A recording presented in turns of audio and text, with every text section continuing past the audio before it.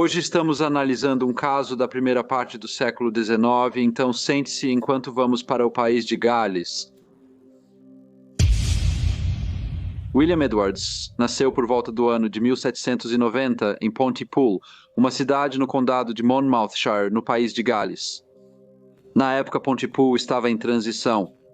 Ela havia crescido em torno da Hanbury Iron Works, que trouxe indústria e emprego para a área, e embora ainda modesta em tamanho, era conhecida por seus artesãos habilidosos e crescente atividade comercial, um lugar onde a vida rural encontrava os primeiros sinais de progresso industrial.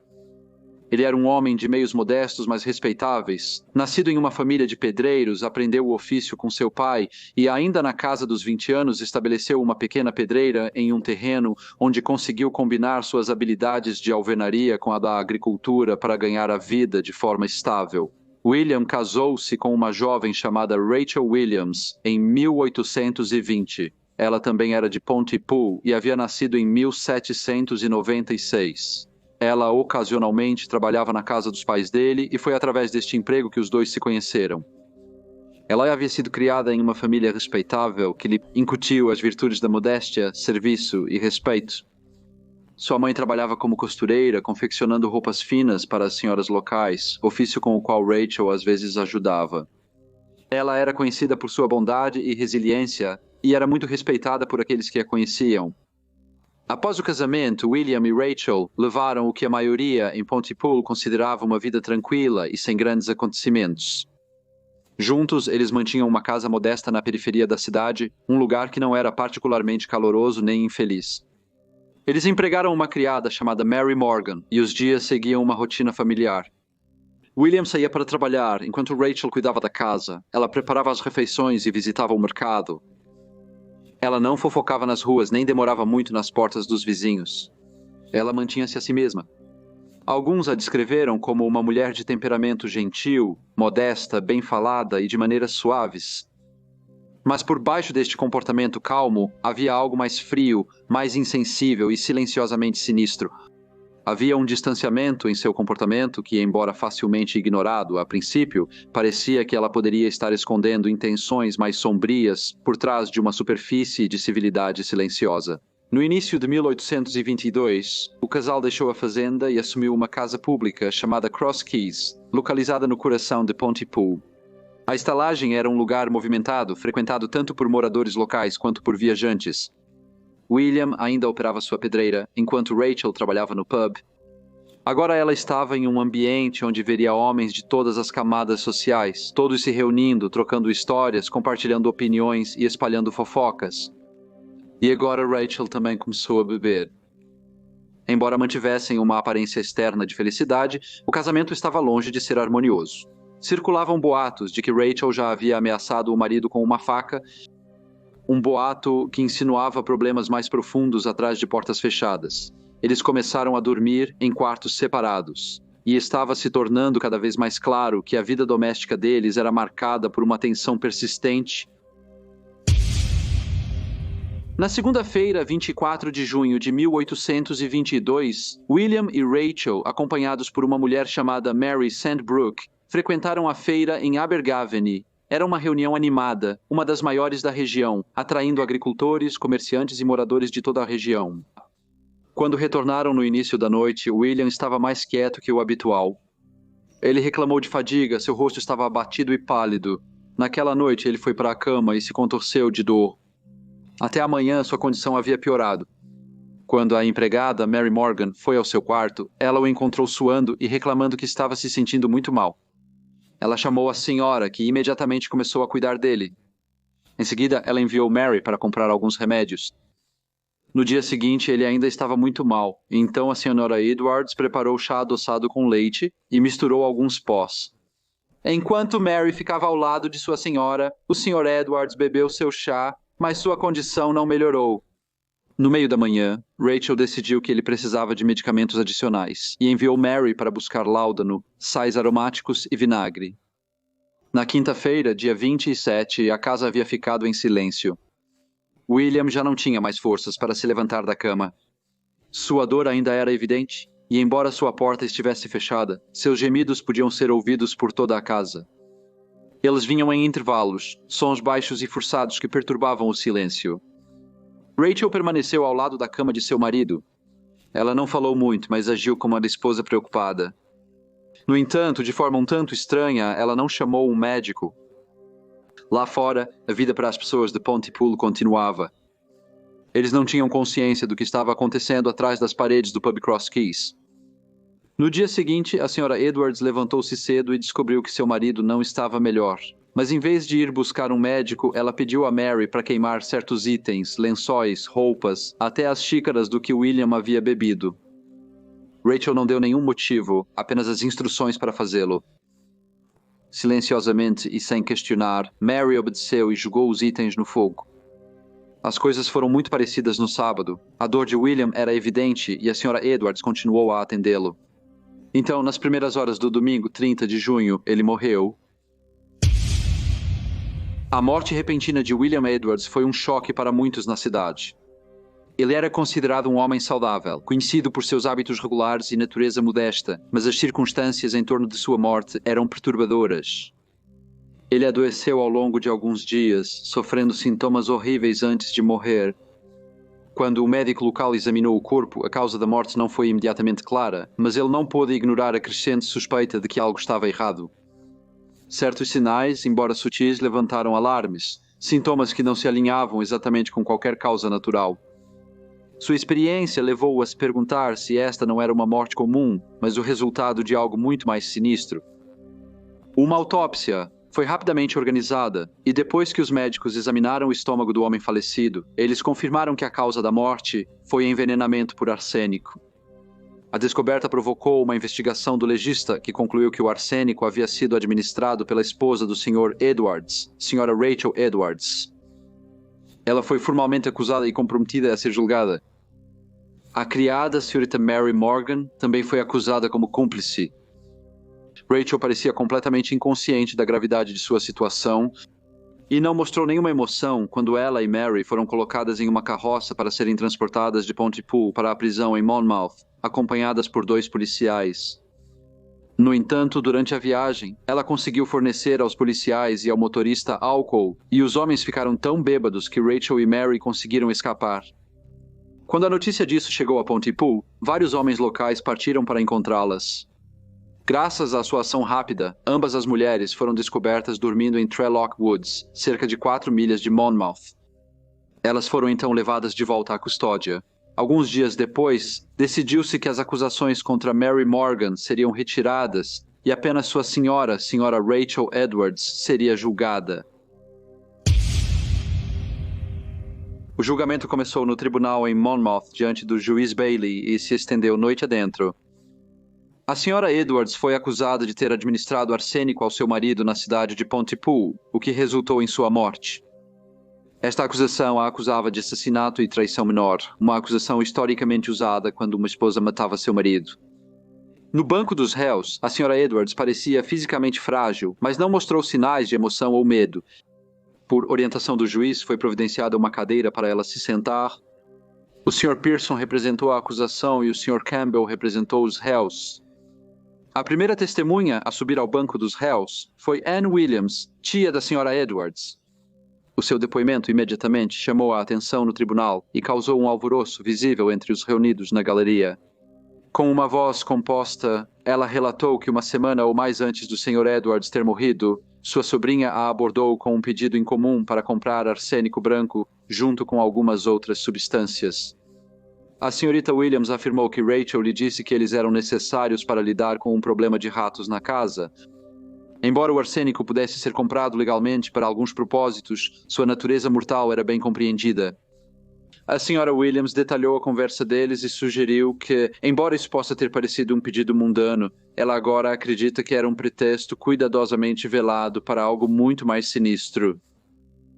A evidência mais crítica veio da jovem de 16 anos, a senhorita Mary Morgan, a empregada que trabalhava na casa do Sr. e Sra. Edwards. Ela contou ao tribunal que o casal frequentemente discutia e que às vezes dormiam em camas separadas e até quartos separados. Ela acrescentou que tinha visto a Sra. Edwards ameaçar o marido com uma faca e uma vez ouviu ela desejar que algo ruim acontecesse com ele. A senhorita Morgan também notou que sua senhora tinha sido especialmente íntima com um homem chamado James Lewis. Embora antes que ela pudesse dizer mais, a defesa liderada pelo Sr. Campbell se opôs a qualquer insinuação de impropriedade. Ele alegou que sugerir que a senhora Edwards se comportou de maneira inadequada para uma mulher respeitável era tanto irrelevante quanto provável de influenciar injustamente o júri. Ele insistiu que o caráter moral do acusado não estava sendo julgado. O Sr. Juiz Bailey concordou, determinando que tal depoimento não deveria ser perseguido a menos que tivesse relevância direta para o assunto em questão. Quando perguntada sobre a semana que antecedeu a morte do Sr. Edwards, a senhorita Morgan disse que seu mestre havia retornado da feira de Agabaveni com a senhora Edwards e Mary Sandbrook, e que naquela noite ele parecia estar indisposto. Ela acrescentou que no dia seguinte, enquanto o Sr. Edwards estava na cama, a senhora Edwards a enviou para a loja do Sr. Ebenezer Jones para comprar 3 centavos de algo que ela chamou de figos de corvo. O Sr. Pearson, representando a acusação, então interrompeu e disse ao tribunal: "Meus senhores, o termo figos de corvo se refere às sementes da árvore estricnina, plantas muito perniciosas, cujas sementes contêm um poderoso veneno conhecido como estricnina. Essa substância, quando ingerida, causa efeitos violentos e fatais. E as sementes são frequentemente utilizadas para controle de pragas, particularmente para matar corvos, daí o nome." Ele acrescentou que é bem conhecido que a mesma substância tem sido usada para fins mais sinistros, ou seja, em envenenamentos, devido às suas qualidades potentes e letais. Após isso, a senhorita Morgan continuou seu depoimento. Ela contou ao tribunal que na manhã de quarta-feira viu sua senhora preparando o café da manhã para o Sr. Edwards e disse que a viu colocar chá em uma panela e depois cortar 2 dos figos de corvo em pequenos pedaços, que ela adicionou à panela antes de despejar o chá em uma xícara com um pouco de açúcar e creme. Ela continuou a dizer que a Sra. Edwards, então, subiu as escadas com o chá e um pouco de pão e manteiga que ela deu ao marido. A essa altura, o tribunal havia caído em um silêncio tenso. O depoimento da jovem estava desenhando um retrato condenatório das ações da Sra. Edwards, cada detalhe adicionando peso à crescente sensação de que ela teve um papel direto na morte de seu marido. A jovem criada continuou, dizendo que na manhã de quinta-feira, sua senhora lhe entregou uma bacia de leite e pediu que ela levasse para o Sr. Edwards no andar de cima.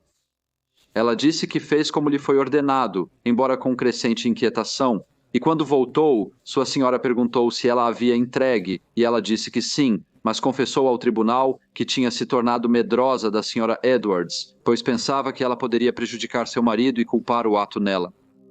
Ela continuou a dizer que Mary Sandbrook, que havia estado fora trabalhando no início da semana, voltou para casa na sexta-feira à noite, o que lhe deu algum conforto, mas na manhã de sábado ela não viu seu mestre, nem foi ao quarto dele. Em vez disso, ela chamou sua senhora das escadas e notou que ela estava segurando uma chave para o quarto do mestre. Normalmente, ela disse, a chave ficava na porta, mas naquele dia a porta permaneceu firmemente fechada. Era sábado, então Mary disse que tinha que ir ao mercado e passou grande parte do dia fora de casa. A essa altura, Mary estava falando com uma voz muito trêmula e disse que nas primeiras horas do domingo, 30 de junho, ela estava na cozinha quando sua senhora desceu as escadas e disse a ela que o Sr. Edwards havia morrido. Após uma breve pausa, ela continuou. Ele disse que ela não voltou para a cama e ao primeiro raio de luz, ela foi enviada para buscar uma mulher chamada Betty Cadwallader. Ela então disse que a Sra. Edwards fez um pedido peculiar ao entregar-lhe um recipiente e instruiu-a a levá-lo até o canal logo à frente de sua casa e lavá-lo junto com um balde. A senhorita Morgan disse que nunca havia feito algo assim antes. Quando perguntada sobre o que o recipiente continha, ela respondeu que continha um líquido amarelado, algo que parecia vômito. A senhorita Morgan então respirou fundo antes de dizer que, mais tarde, naquele dia, a senhora Edwards a enviou para a casa de Anne Williams para dizer a ela para não mencionar nada sobre ir à loja do Sr. Ebenezer Jones para comprar arsênico. A senhorita Morgan disse que fez como lhe foi dito e quando retornou foi instruída a lavar a pequena bacia que tinha vestígios de leite. O depoimento pintou um quadro da senhora Rachel Edwards como uma mulher que havia planejado meticulosamente a morte de seu marido. No entanto, durante tudo isso, Rachel permaneceu composta, ouvindo silenciosamente enquanto as testemunhas davam seus relatos. Embora o depoimento da senhorita Mary Morgan inicialmente parecesse convincente, começou a se desfazer sob o escrutínio da defesa. Ela foi questionada pelo Sr. Campbell, o advogado de defesa, por que ela havia dito ao júri do legista que na quarta-feira que o Sr. Edwards havia se vestido com suas roupas de trabalho e saído para o dia inteiro. A senhorita Morgan hesitou, então disse calmamente, porque foi isso que minha senhora me disse para dizer. Houve um suspiro no tribunal antes do advogado de defesa lembrá-la de que ela estava sob juramento quando deu aquele depoimento anterior.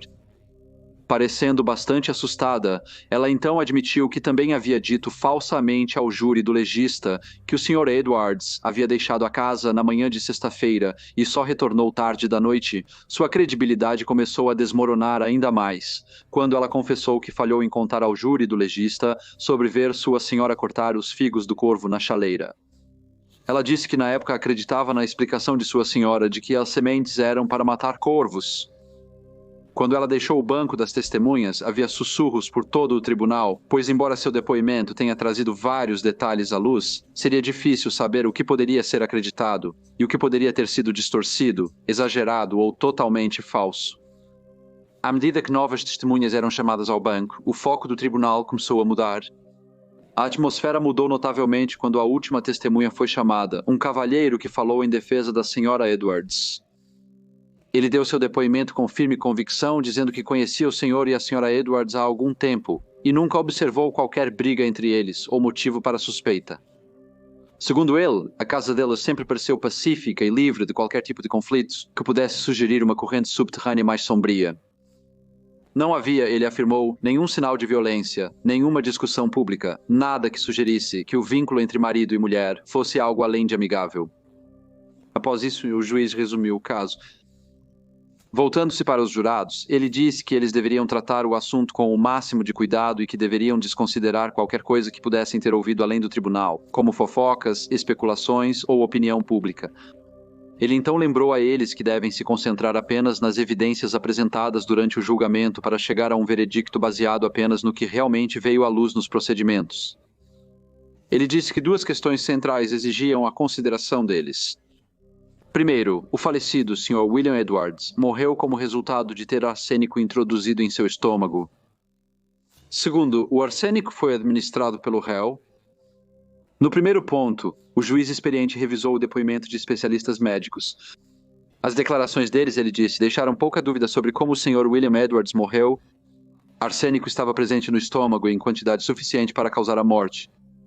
Ele então passou a relatar a totalidade das evidências relacionadas à segunda questão, se a Sra. Rachel Edwards foi responsável por administrar o veneno. Ele delineou cuidadosamente se o testemunho de Mary Morgan e Anne Williams havia sido corroborado pelos químicos e alertou o júri a abordar o restante de suas declarações com grande cautela, especialmente, ele disse, o de Mary Morgan, cujas evidências estavam repletas de contradições e falsidades admitidas. Ele então disse ao júri que os seguintes fatos eram incontestáveis, que Anne Williams realmente havia comprado arsênico, que a Ré tinha acesso total e constante ao falecido durante sua doença, e que nenhum médico havia sido chamado para examinar o Sr. Edwards, apesar de sua condição piorar. Olhando diretamente para o júri, o Sr. Justice Bailey pediu que eles revisassem as demais evidências com cuidado e concluiu dizendo que esperava que o todo-poderoso Deus os guiasse à verdade neste assunto tão solene e trágico. Agora eram 11 da noite e o júri se retirou para considerar seu veredicto. Eles fizeram isso por 2 horas antes de retornar ao tribunal, onde todos os olhos se voltaram para eles. No entanto, antes que o veredicto fosse entregue, a Ré, Sra. Rachel Edwards, teve a oportunidade de falar. Ela disse, nesta hora solene eu estou diante de vocês, fraca e sobrecarregada de tristeza. Eu imploro que considerem minhas palavras com cuidado. Eu amei meu marido profundamente e lamento sua perda além da medida. Se eu fiz algo errado, peço misericórdia ao meu Senhor e a todos vocês. Eu oro para que a justiça seja temperada com compaixão. Lembre-se de que sou uma mulher, talvez falha, mas não sem remorso. Meu único desejo é que minha alma seja purificada e que a verdade possa trazer paz aos vivos e aos mortos. Suas palavras foram ditas com humildade e tristeza. Alguns no tribunal estavam visivelmente emocionados, enquanto outros permaneciam em silêncio com expressões indecifráveis. Independentemente da simpatia que sua declaração possa ter despertado, o júri estava prestes a entregar seu veredicto. O encarregado então se levantou e anunciou a decisão. Eles consideraram a Ré, Sra. Rachel Edwards, culpada de assassinato. Agora, voltando-se para a Sra. Edwards, o Sr. Justice Bailey disse que ela havia sido considerada culpada do crime mais grave e só poderia haver uma punição, a morte por enforcamento. Após o julgamento, ela foi levada para a prisão em Monmouth, onde recebeu orientação espiritual do capelão. A pedido dela, 2 clérigos que falavam galês também a visitaram, orando com ela no que ela chamou de a linguagem do coração. Seus últimos dias foram marcados por profundo remorso. Na quinta-feira antes de sua execução, suas 2 irmãs visitaram para se despedir. Na presença delas, Rachel fez uma confissão escrita e um discurso de despedida que ela pediu para ser compartilhado com o público. Nela, ela reconheceu sua culpa e instigou outros a aprenderem com seus erros. Ela implorou as famílias para viverem com amor, fidelidade e devoção a Deus. No dia de sua execução, sexta-feira, 16 de agosto de 1822, uma grande e solene multidão se reuniu enquanto ela caminhava para o cadafalso. Ela novamente confessou seu crime e aceitou sua sentença como justa. Sua última declaração dizia: "Na solene posição em que agora me encontro, sinto a necessidade de oferecer algumas palavras de advertência e orientação. Espero que, vindo de mim e deste lugar, eles deixem uma impressão duradoura em seus corações e mentes. Peço-lhes, em nome do abençoado Salvador, que em breve encontrarei, que considerem isso sinceramente. Mães, criem seus filhos com o conhecimento da reverência ao Senhor. Maridos e esposas, nunca deem como certo o sagrado vínculo que os une. Esforcem-se sempre para trazer conforto e felicidade um ao outro. Mantenham-se longe da influência destrutiva de más companhias. Sejam fiéis na adoração pública e privada. Leia sua Bíblia, cultive um espírito de fé. E nunca negligencie o poder da oração, especialmente a oração em família." Seguindo estas palavras, Rachel Edwards foi enforcada e depois seu corpo foi entregue ao cirurgião para dissecação. Olá a todos e muito obrigado por ouvirem. Como de costume, por favor deixem quaisquer comentários ou feedback que possam ter e espero ver todos vocês novamente no próximo caso breve.